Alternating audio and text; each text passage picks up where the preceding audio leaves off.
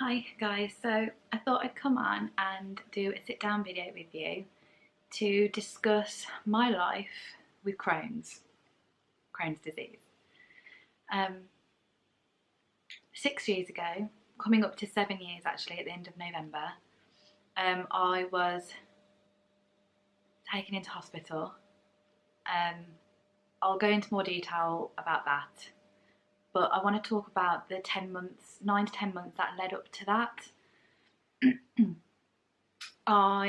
Around March time of 2011, I came down with a severe sickness bug, which I'd picked up from anyone, some kids, I suppose. It wasn't my kids because they weren't, well, my youngest, my eldest, he wasn't ill, so it maybe could have been passed on to me at any point. But in May, I remember it quite clearly. Because they do say that things like this could set off something that's already in your genes, which Crohn's can be.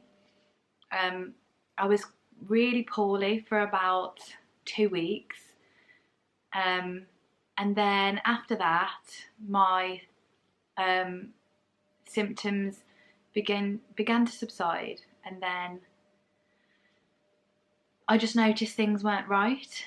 So I went to the doctors for the very first time, explained the symptoms to her, and which was nausea, fatigue,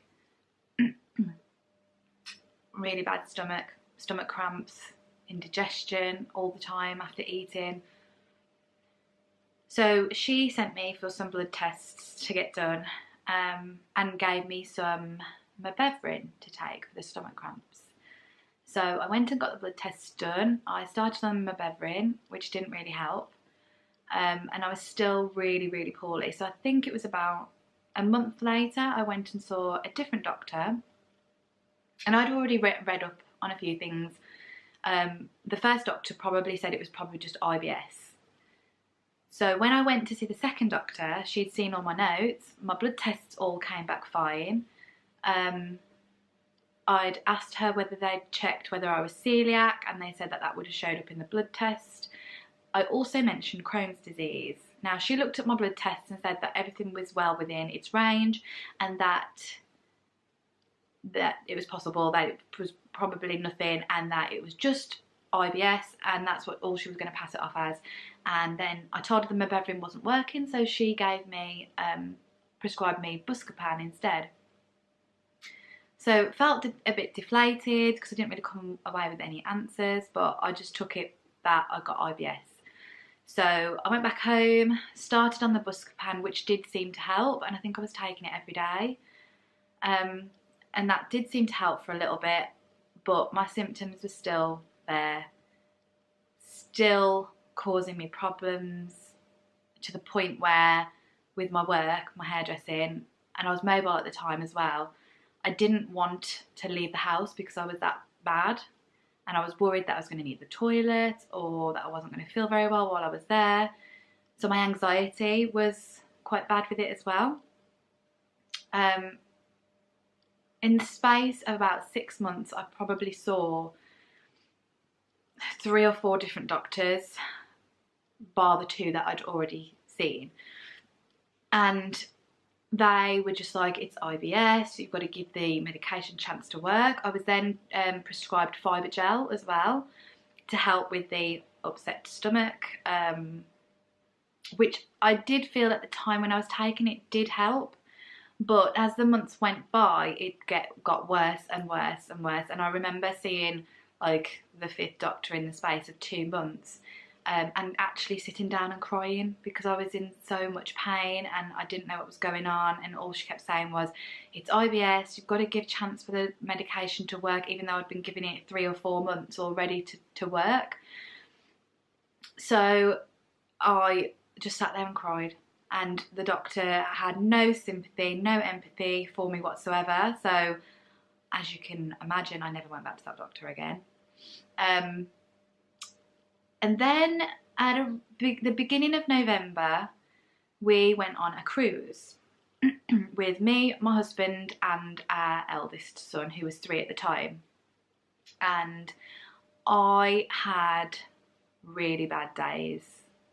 I at first put it down to seasickness because the cruise ship was quite bouncy, because the sea was quite rough at that time of the year, especially going through the Balearics. The boat was going up and down. They even put seasickness bags out. They were selling seasickness tablets at reception. So I just put it down to seasickness. I had bought some psyllium husk to take on the holiday with me because I'd read that that was quite good for IBS, and it just made me worse. I didn't feel like eating. I tried to get some fruit down me, and all in all, looking back on it, that's obviously probably what made me worse, because people with Crohn's really struggle to digest raw fruit and vegetables, red meat, and that was all that, because I hadn't got a diagnosis, I was going to that because that's all I felt like eating, and I felt like I had to eat something. We had a couple of days at sea where I struggled along, but I remember the day before we were due back into Southampton, I thought I'd got food poisoning because I was vomiting and I'd got an upset stomach. My husband, like, luckily Sam, our eldest, he could go to kids club, so that kept him occupied for a bit.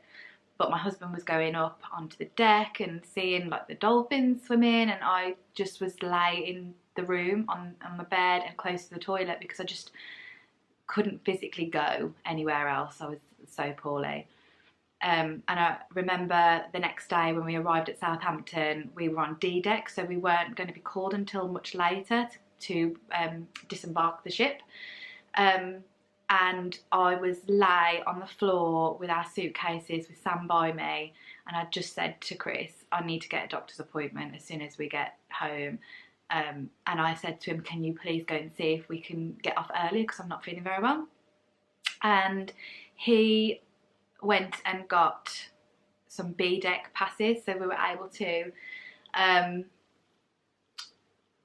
get off the ship much earlier. I'd already rang the doctors and they could get me in for 3 p.m. So we got off the ship, got into the car and drove straight back to the Midlands to get to my appointment. And because I'd come off my pill that I was taking because we decided that we wanted to have another child, when I spoke to the doctor about it and I told him that, he was like, oh, it's probably to do with because you've been on the pill for so long, your ovaries are trying to get back into some sort of normality. And he said that he was going to refer me for a scan on my ovaries. And I felt a bit deflated because I was like, these symptoms have been going on for much longer. So I just felt like it was such a waste of time. He did listen to me more than all the other doctors and he did empathise with me, but I just felt like that scan wasn't going to do anything. But I didn't even have the scan come through, and a week later I woke up in severe pain. I could feel a lump on my right hand side of my body, and I said to my husband that morning, I said, please don't go to work because I feel like I am going to be taken into hospital today. I was like, please don't go. So I rang up the doctors. I couldn't get back in with the doctor that I had seen originally because I was just fed up with seeing doctor after doctor after doctor.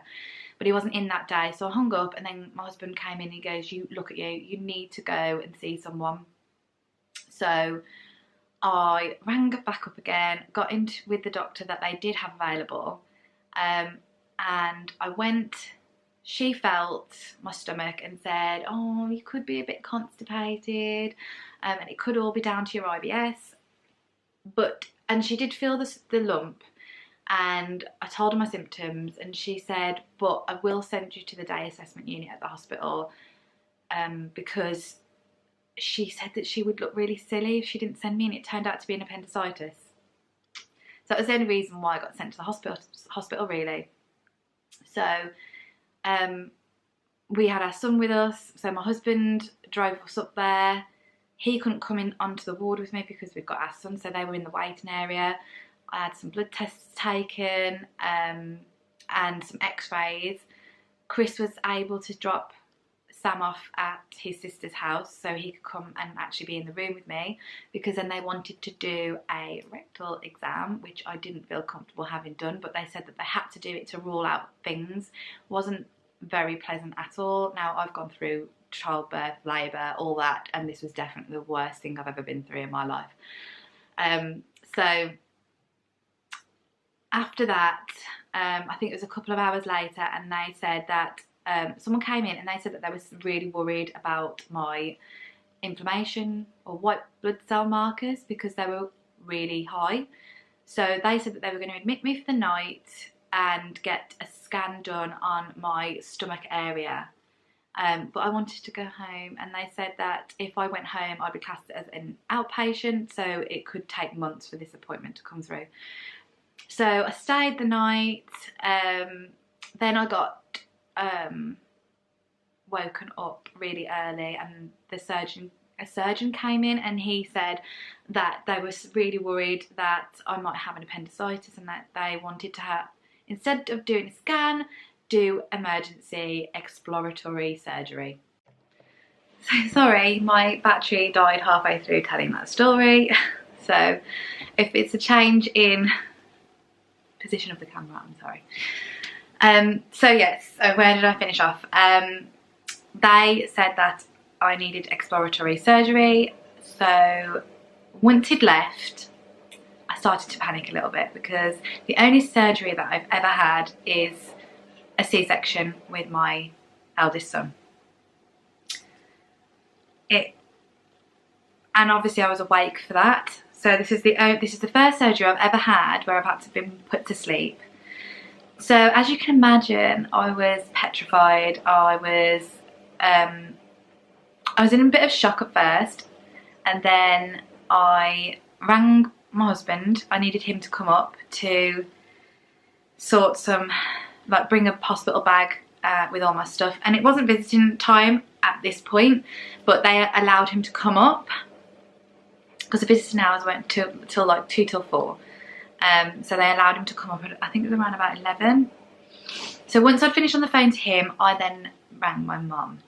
Now, this probably wasn't the best idea I've ever had, but obviously I needed to speak to her. And when I told her, she could hear me getting upset, and then obviously she started getting upset as well. So obviously I cried more. So I said to her, I'll keep her up to date and let her know what was going on. So I then went back onto the ward, and this little old lady that was sitting opposite me, she could see how upset I was, and she came and sat with me. Like, she was being discharged, but she came and sat with me and waited with me until Chris turned up. So, and obviously as soon as he turned up, I like literally hugged him and just cried on his shoulder. So he bought my stuff, and then he had to go, and then they come in, they get you to fill out all this paperwork. And then I was taken down, and I was told that it would only take about 40 minutes. That's what I told Chris. So he was expecting a phone call to say that I'd been out and that I was in the recovery room. So I got taken in and got put to sleep. And obviously I don't remember anything else. I remember waking up in the recovery area. I had a mask on my face, and I remember taking that off and saying that I needed to be sick, because sometimes after adrenal anaesthetic you feel nauseous, and some people do vomit with it. So I was like, oh, I'm going to be sick, I'm going to be sick. And she was like, no, you're fine. And I don't remember much other than her saying that you've had done more than what you thought you were going to have done, and that I had actually been down 3 hours instead of 40 minutes. So obviously we're saying, oh, have you told my husband, have you told my husband? And then they put the mask back on me, and then I fell back off to sleep. And then it's a bit muddled in my head what actually was going on then. I was on one ward. Chris came to visit me, and he said that no one kept him up to date with anything, and I still believe that I'd had my appendix taken out. That's why I was so long down there. I was moved on to another ward, had my morphine drip, which I don't think worked because I was in a lot of pain. And I think it wasn't until the next day that the surgeon, I think it was the surgeon, he came in and he said, when we opened you up, the appendix was fine. He said that my scar isn't as small as what an appendix scar would be. He actually had to cut it more because they needed to find out what the lump was and what was causing my issues. And he said that we have found a bowel obstruction that we have completely removed and then reconnected you back together. So it was at the ileum, so it's the bit that joins the small intestine to the large intestine. So they removed that. It also reabsorbs bile salts back into your body to be reused again, I think, or something like that. And he said that he was fairly sure or fairly certain it was Crohn's disease, but he had to send it off for biopsy. And that was it really, that's all he told me. He said that I'd probably be having a follow-up appointment where they would know more. And as soon as he left, I just broke down in tears because I knew deep down, I think I always knew that it was probably going to be Crohn's disease. And I'd read so many bad experiences. Even that night I was Googling Crohn's and all the bad experiences are on there, like urgency and not being able to hold it to go to the toilet. And I just thought to myself, I am going to be living like this for the rest of my life. So I spent 7 days in total in the hospital. I think I'd lost, because I didn't really eat. I was quite sick when I was in the hospital. And so I didn't really eat because I was feeling so sick. And I'd lost about 1 stone while I was in there. And you could tell because the jeans that I'd worn there just hung off me, and saying 7 days. I don't think it was 1 stone, I think it was just under 1 stone, but I did look really poorly. So it wasn't until like we got through Christmas, I had to take time off work. I think I had 5 or 6 weeks off in total from work. And it wasn't until the March that I got my appointment to see the surgeon, and I had to chase that up, I think, as well. I think they must have forgotten about me. Went to see the surgeon as an outpatient, and he confirmed that it was Crohn's. The issue that I had then was that I actually was experiencing worse symptoms than I did before all this happened, which I then later found out after I had my second son, that I also have bile salts malabsorption as well. Because of the ileum that they removed, I don't reabsorb my bile salts back into my body, and they just come out when I go to the toilet, which is very unpleasant and not very nice. But I'm on medication for that now for the rest of my life, and I have to pay for it as well. It's not classed as a prescription payment exempt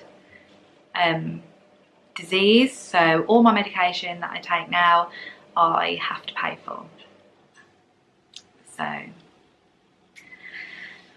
but other than my anxiety going super sky high, which is another video that I will do about at a later date, and I'll explain all about that. That is how I got diagnosed with Crohn's, and I've had it for the past 7 years.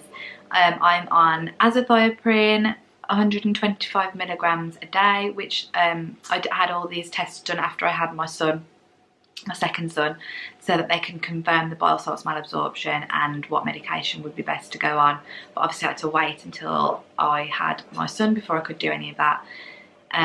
So I also have to have vitamin D tablets nightly because my vitamin D is really low if I don't have them. What else? I think that's it. Oh, and my Questran Light as well, which is a powder sachet that you mix in with, well, I mix it with High Juice from Tesco because it's better to drink. But I know people that take it with applesauce, milkshakes, you can sprinkle it over anything that's liquid, I suppose, or any food. But I only have to take 1 a day, which is good because some people have to take up to 4 a day. So I take that in the morning and then the rest of my tablets on a night time. Eating wise, my eating habits have gotten a lot better. I try to stick to homemade meals with the foods that I know that I can eat, and I have started to try and introduce more things in, which is going well. But then I do have some days where evening is usually the worst for me, and I think it's because I don't eat that much in the daytime, but on an evening we have this big meal and it can upset my stomach a bit, or give me really bad indigestion, which I've found has gotten worse over the past 5 months. But I take like anti-acid tablets if that starts to affect me. So, but yeah, that's my story really. If you have any questions or want to know any more about my Crohn's, just leave a comment down below. If you like this video, please like it and subscribe to our channel for more videos like this, hopefully. And hopefully we'll get a few more vlogs coming up as well, because it's our 2 boys' birthdays.